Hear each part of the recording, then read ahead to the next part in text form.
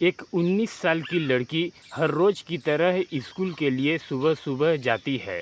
पर एक दिन का समय ऐसा आता है कि वो एक दिन लौट कर के स्कूल से घर ही नहीं आती है। तो सोचिए, जब वो घर नहीं आए तो उसके माता पिता के ऊपर क्या बीतता है। उसके माता पिता काफ़ी परेशान हो जाते हैं और वो थाने में भी जाते हैं, बावजूद इसके कुछ उनकी बेटी का पता रता नहीं चलता है। पर आखिरकार 38 दिनों के बाद एक ऐसी सच्चाई निकल कर के सामने आती है, जिसे सुन कर के आप लोग भी चौंक जाएंगे और हैरान हो जाएंगे। नमस्कार, मैं संतोष कुमार। संतोष क्राइम सफ़र में आप सभी का स्वागत है। यदि आप लोग नए हैं तो हमारे चैनल को सब्सक्राइब कर लें और वीडियो को लाइक शेयर कर दें, ताकि हमारा भी हौसला बुलंद होता रहे। आज की जो सच्ची घटना मैं आप लोगों को सुना रहा हूँ, वो है चंडीगढ़ प्रदेश का। चंडीगढ़ का एक शहर पड़ता है पंचकूला।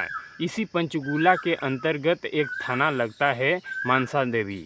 बात कर रहा हूँ मैं 27 अप्रैल के लगभग सुबह 6:30 बजे के। इसी मनसा देवी थाने के अंतर्गत कुछ मजदूरों ने अपना झोपड़ी और झुग्गियाँ बना रखी हैं। इन्हीं झुग्गियों की महिलाएं जब सुबह सुबह जंगल में लकड़ियाँ लेने काटने के लिए जाती हैं, तो वो जा कर के जंगल में देखती हैं कि एक जगह पर आग जल रही है। तो वो महिलाएं उस आग के पास जा कर के देखती हैं, तो उस आग में एक मानव शरीर जल रहा होता है। तो महिलाएं देख कर के काफ़ी डर जाती हैं और जंगल से भागी भागी अपने झुग्गियों की ओर आती हैं और अपने आदमियों से बताती हैं कि जंगल में एक जगह पर मानव शरीर जल रहा है।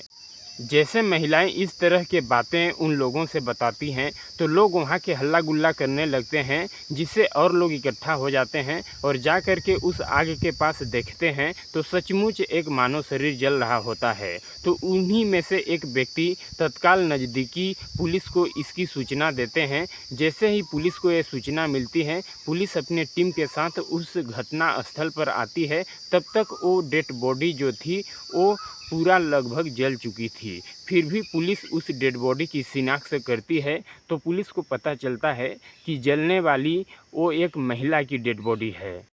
इधर पुलिस उस घटना स्थल की मुआयना करती है, तो पुलिस को वहाँ पर एक सफ़ेद कलर की बोरी मिलती है और 2 पहिए आने जाने के निशान मिलते हैं। फिर पुलिस वहाँ के लोगों से उस लड़की के बारे में पूछताछ करती है, तो कोई भी लोग उस लड़की को नहीं पहचान सकते हैं और नहीं बता पाते हैं। फिर पुलिस उस डेड बॉडी को अपने कब्जे में लेती है और फिर पुलिस धारा 302 का केस दर्ज करके इस केस की छानबीन करना शुरू करती है। पर पुलिस के लिए सबसे बड़ा चैलेंज ये हो जाता है कि जब तक पुलिस उस लड़की की शिनाख्त नहीं कर लेती है, इस केस में पुलिस एक कदम भी आगे नहीं बढ़ा सकती। फिर पुलिस उस लड़की का फ़ोटो लेती है और पेपर और अखबारों में छपवा देती है, और साथ ही साथ पुलिस उस महिला के फ़ोटो का प्रिंट आउट निकलवा करके गली और मोहल्ले में भी लगवा देती है। फिर इधर जैसे ही 2 दिन का समय बीतता है, तो एक व्यक्ति रोते बिलखते हुए थाने में पहुंचता है और कहता है कि सर, हमारा नाम ललन प्रसाद है। हम इंदिरा कॉलोनी के 5 नंबर सेक्टर के रहने वाले हैं। ये मरने वाली जो बेटी है, ये हमारी ही बेटी है, जिसका नाम गुरप्रीत कौल है। ललन जब इस तरह की बातें पुलिस से कहता है, तो पुलिस ललन से कहती है कि तुम ठीक है, डेड बॉडी को देख लो। डेड बॉडी पूरी तरह से जल चुकी है। फिर जब पुलिस ललन को लेकर के मॉर्चरी में जाती है, तो ललन अपने पत्नी प्रभा को भी साथ में लेकर के जाता है। तो दोनों लोग डेड बॉडी को जब देखते हैं, तो दोनों लोग पहचान जाते हैं और कहते हैं कि यह हमारी ही बेटी है। इधर जैसे ही ललन और प्रभा अपने बेटी का पहचान कर लेते हैं, तो फिर पुलिस उस डेड बॉडी को पोस्टमार्टम के लिए भेज देती है। तो पोस्टमार्टम की रिपोर्ट जब निकल कर के सामने आती है, तो एक चौंका देने वाली बात भी सामने आ जाती है। पुलिस कहती है ललन से, इसके शरीर पर तेज धार हथियार से कई बार वार किया गया है और इसके पेट में 5 महीने का बच्चा भी था। यदि तुम्हें किसी के ऊपर शक हो तो तुम बताओ। जब इस तरह की बातें पुलिस ललन से कहती है, तो ललन कहता है कि मुझे शक ही नहीं बल्कि पूरा विश्वास है कि मेरी बेटी का कत्ल सुलेंदर ने ही किया है, जो कि इसी इंदिरा कॉलोनी का रहने वाला है। दरअसल मेरी बेटी और सुलेंदर एक दूसरे को काफ़ी पसंद करते हैं और प्यार करते करते थे दोनों। पर सुलेंदर जो है अलग बिरादरी का है। हमने अपने बेटी को काफ़ी समझाने की कोशिश की कि हम तुम्हारी शादी सुलेंदर के साथ नहीं कर सकते थे, पर हमारी बेटी मानने को तैयार ही नहीं थी। इसी बीच में हम अपने बेटी का रिश्ता भी तय कर दिए थे। पर 23 मार्च को जब गुरप्रीत स्कूल के लिए जाती है तो उस दिन वो लौट करके घर ही नहीं आती है। 2 दिन तक नहीं आई तो हमने बेटी को ढूंढने का प्रयास भी नहीं किया, क्योंकि हमारी बेटी सुलेंदर के साथ इसके पहले भी कई बार भाग चुकी थी, पर 2 दिनों के बाद वो घर वापस आ जाती थी। इस बार नहीं आई तो हम जा कर के नज़दीकी थाने में उसकी नाम के गुमशुदगी का रिपोर्ट भी दर्ज करा दिया। इस तरह की बातें जब ललन पुलिस को बताता है तो ललन के ही कहने पर पुलिस सुलेंदर के नाम से नामजद्दी रिपोर्ट दर्ज कर लेती है। फिर पुलिस इस केस के बारे में पूछताछ करने के लिए सुलेंदर के घर जाती है, पर सुलेंदर घर पे नहीं मिलता है, वो घर से फरार रहता है। फिर पुलिस सुलेंदर को काफ़ी जगहों पर ढूंढती है, पर सुलेंदर का कहीं पता नहीं चलता है। फिर कुछ दिन, लगभग 15-20 दिनों का समय बीतता है। 30 अप्रैल के सुबह करीब 9 बजे गुरप्रीत थाने में पहुंच जाती है और थाने में जाकर के पुलिस वालों से कहती है, हमने पेपर में एक खबर पढ़ा है कि पुलिस हमें मरा हुआ पेपर में छाप रही है और सुलेंदर को काफ़ी परेशान कर रही है। जब इस तरह की बातें गुरप्रीत पुलिस से कहती है तो पुलिस भी चौंक जाती है। फिर पुलिस कहती है कि ये तो थाने में आ गई, पर वो मरने वाली महिला कौन है। फिर पुलिस गुरप्रीत के माता पिता को बुलाती है। फिर से जब पुलिस ललन से पूछताछ करती है तो ललन रोते हुए कहता है कि सर, हमने इसका हाथ और नाक देख करके कह दिया था कि ये मेरी बेटी है। इस तरह की बातें पुलिस ललन से कहकर अपना पल्ला झाड़ देता है और वहाँ से चला जाता है। फिर पुलिस के लिए सबसे बड़ा चैलेंज हो जाता है उस मरने वाली महिला का पता लगाना। फिर पुलिस उस महिला के बारे में पता लगाती है और थोड़ा सा कोशिश करने के बाद आखिरकार 3 मई को पुलिस को पता चलता है कि ये महिला जो मरने वाली है इसका नाम है आरती। ये सूरजपुर की रहने वाली है। इसके पिता का नाम है ऋषिपाल। फिर पुलिस ऋषिपाल के घर पर जाती है पूछताछ करने के लिए, तो ऋषिपाल पुलिस से कहते हैं कि सर, हमारी बेटी 26 अप्रैल को घर से बाहर निकली थी। उसी दिन से बेटी हमारी वापस घर लौट करके कभी नहीं आई।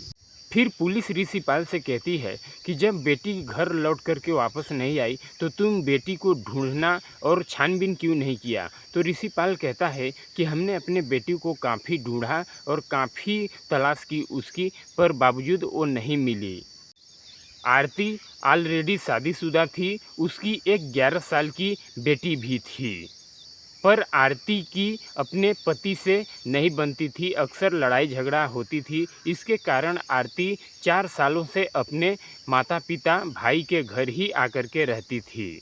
ऋषिपाल जब ये सारी बातें पुलिस से बताता है तो अब पुलिस आरती का मोबाइल लेती है और उसके मोबाइल का कॉल डिटेल निकालती है। तो पुलिस को आखिरकार एक ऐसा नंबर मिल जाता है जिस नंबर पर आरती पिछले कई महीनों से लगातार बात कर रही होती है। फिर पुलिस उस नंबर का भी कॉल डिटेल निकालती है और चेक कराती है तो पुलिस को पता चलता है कि ये नंबर किसी आनंद नाम से रजिस्टर्ड है। और उस नंबर का कॉल डिटेल जब चेक कराती है तो पता चलता है कि ये नंबर भी 26 अप्रैल को उसी जगह पे था जिस जगह पर वो चिता जल रही थी। फिर पुलिस उस आनंद के घर चली जाती है और आनंद को उठा करके अपने अंदर कस्टडी में ला करके पूछताछ करती है। पुलिस सबसे पहले आनंद से आरती के हत्या के बारे में पूछती है, पर आनंद पुलिस को सच नहीं बताता है, पुलिस को घुमाने की कोशिश करता है। फिर जैसे ही पुलिस सख्ती से पेश आती है तो आखिरकार आनंद हत्या को कबूल कर लेता है और फिर लोगों को जब अपनी सच्चाई बताता है आनंद, तो हर कोई सुन करके उसके बातों को चौंक जाता है। दरअसल इसकी शुरुआत होती है घटना से ठीक 9 महीने पहले, जब आरती अपने भाभी के साथ एक शोरूम में गई थी कपड़ा लेने के लिए। उसी शोरूम में आनंद जॉब करता था। पहली मुलाकात आरती और आनंद का उसी शोरूम में होता है और दोनों एक दूसरे को पसंद कर लेते हैं और उसी शोरूम में एक दूसरे को ये अपना मोबाइल नंबर भी दे देते हैं। इधर आनंद भी आरती के ही जैसा है।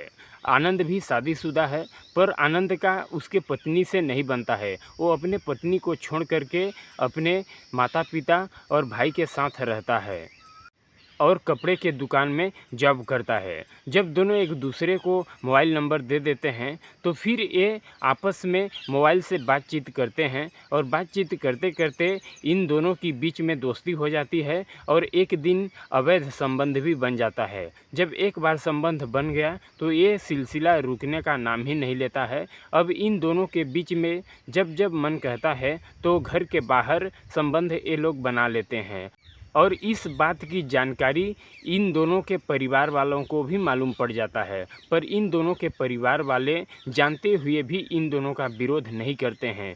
फिर क्या होता है कि आनंद जो है आरती को अपने घर भी बुला लिया करता था। इधर जैसे ही कुछ दिनों का और समय बीतता है तो आरती और आनंद दोनों एक दूसरे से शादी करने का फैसला कर लेते हैं।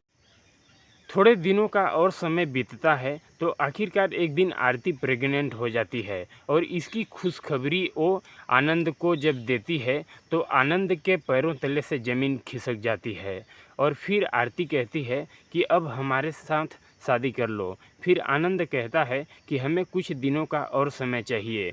फिर आरती एक आध महीने रुकती है, फिर से वो बीच में कहती है कि शादी कर लो। दरअसल जो आनंद था वो आरती से कभी शादी करना ही नहीं चाहता था। आरती बार बार परेशान करती थी तो ज़ोर से फटकार लगाते हुए कहता है कि हम तुम्हारे से शादी नहीं करेंगे। जब आरती इस बात को सुनती है तो काफ़ी गुस्से में हो जाती है और आनंद से कुछ दिनों के लिए बातचीत करना बंद कर देती है। इधर 4-5 महीने का समय बीत जाता है और आरती के पेट में जो बच्चा था वो भी 5 महीने का हो जाता है और आरती का शरीर भी अब थोड़ा थोड़ा बदलना शुरू हो जाता है, जिसके वजह से आरती अब कुछ परेशान हो जाती है और फिर से वो आनंद के पास जाती है और दोबारा से शादी करने के लिए आनंद के ऊपर दबाव डालना शुरू कर देती है। तो उधर आनंद भी काफ़ी गुस्से में हो जाता है और आनंद भी समझ जाता है कि अब ये हमारा पीछा नहीं छोड़ेगी।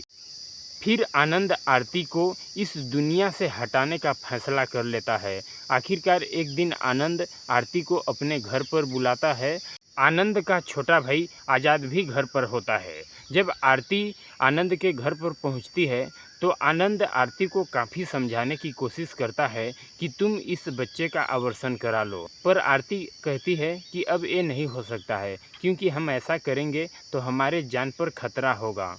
जब आनंद की बात आरती नहीं मानती है तो आनंद काफ़ी गुस्से में हो जाता है और अपने घर पर ही आरती की काफ़ी ज़्यादा पिटाई कर देता है और आरती वहीं पर बेहोश हो जाती है। इधर आरती जैसे ही बेहोश हो जाती है तो आनंद और आज़ाद दोनों भाई मिल करके उसका गला दबा देते हैं और उसकी मौत हो जाती है।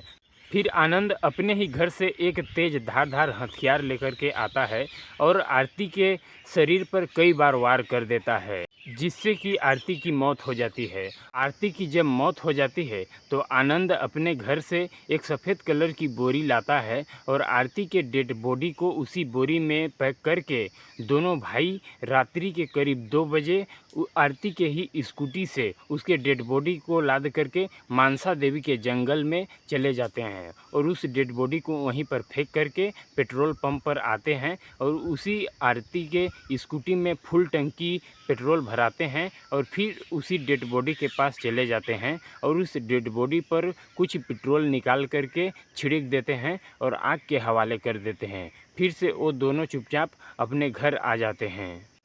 फिर आनंद के ही बयान से पुलिस उसके छोटे भाई आज़ाद को भी अपने अंदर कस्टडी में लेती है और फिर दूसरे दिन दोनों को जिला अदालत में पेश कर देती है और वहां से दोनों को जेल भेज दिया जाता है। दोस्तों, इस घटना के बारे में आप लोग क्या सोचते हैं? आप लोग हमें कमेंट बॉक्स में ज़रूर बताइएगा। जाते जाते हमारे चैनल को सब्सक्राइब कर लीजिए ताकि हमारा भी हौसला बुलंद होता चले और वीडियो को लाइक शेयर कर दें। जय हिंद, जय भारत। मिलते हैं नेक्स्ट दिन एक और वीडियो के साथ।